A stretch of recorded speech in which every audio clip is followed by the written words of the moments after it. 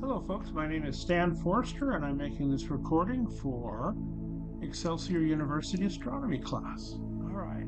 So we are in a piece of software that we use for planetariums. It's called Stellarium, and we have our latitude and longitude set for 24 August at about 5 o'clock in the evening, and we're looking east. Okay, and as we do so, let's go ahead and let's advance the time a little bit. Okay, and as we can see the stars and the sun getting lower in the sky, but we can't quite see everything. We can't see any stars right now. I bet you if you had very sharp eyes, young people with very sharp eyes, you could probably see something.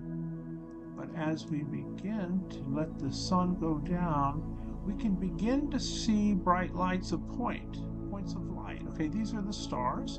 And as the Greeks would have said, these are the first magnitude stars. This is how we get our magnitude measurements. The brightest stars are the first magnitude, and the dimmest stars, these are the last to come out. These are the sixth magnitude stars. Now, later on, we'll figure out a little bit about how that gives us sort of a wonky measurement of brightness because we tried to maintain that system. And it turns out that very, very bright things have very small numbers or even negative numbers. But we'll continue on until we can see the night sky. And you can see even as we advance the time, we are moving the night sky. The celestial sphere is moving. All right, now if you'll take a look with me,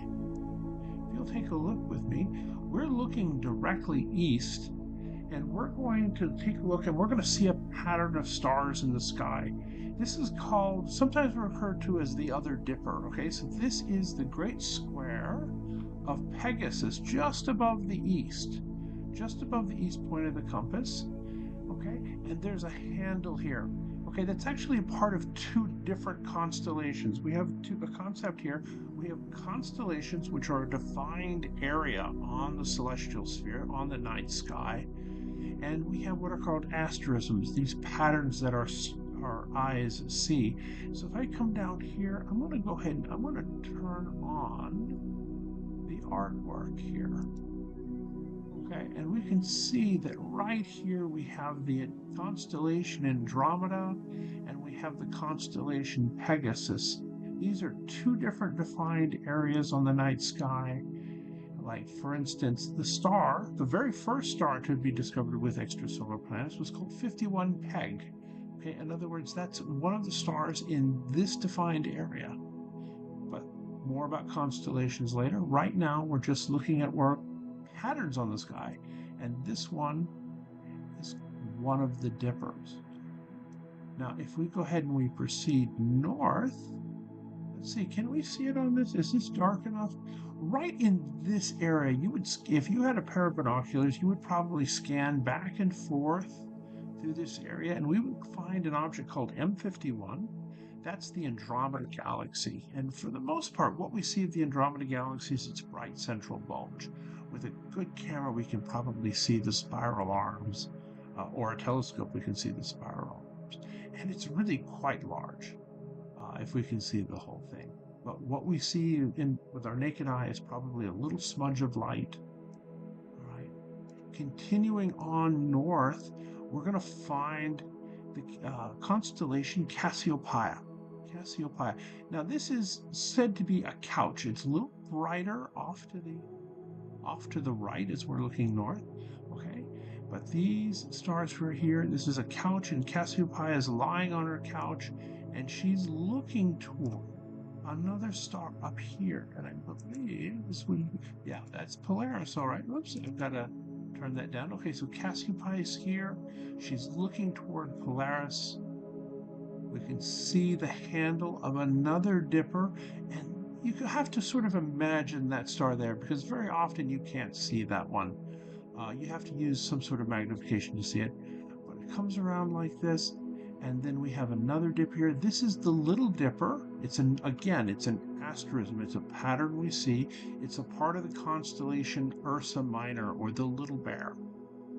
And if we imagine this asterism as a pitcher, and we can imagine the water pouring out of it and into this other one, this very recognizable Big Dipper. Now, the Big Dipper, you probably looked up in the sky, you probably noticed that before any of the others, but this is one of your road maps to the night sky. Okay, if you take the Big Dipper here, here's the handle of the Big Dipper, okay, and you follow these two end stars, that will take you to Polaris as well. If you can spot Cassiopeia and imagine her looking northward, she's looking at the Polaris. Here's these two stars, they're pointing at Polaris as well. Well, in the direction of Polaris, not directly at it. So we've already got Pegasus, Andromeda, the Andromeda Galaxy, Cassiopeia, Ursa Minor, Ursa Major, the Big Dipper, that asterism, that picture that we see up there, that's the Big Dipper, but it's part of the constellation Ursa Major. And if you were to follow this down, this is the tail of the bear. These are the back of the body. You come forward, here's the front of the body and the head. And these stars here form the legs.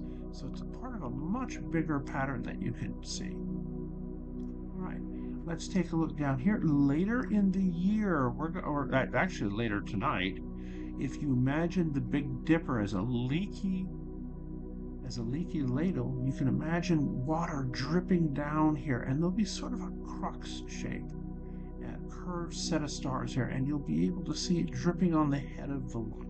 Leo the lion. You can imagine the lion becoming very irritated at that. So we're telling ourselves stories to make sense of where we are and how to find ourselves on the celestial sphere.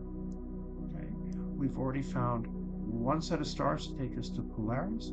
We've found a little story about a ladle that takes us down to Leo. And here's our last one. You see this arc of stars here in the handle? There's a saying, we can arc to Arcturus. And we'll see a bright star there in the constellation Bootes. And then arc to Arcturus, and then spike onto Spica. Let's see, yep, that's Spica. That would be in the constellation Virgo. So let me see if I can get rid of that. There we go, constellation Virgo.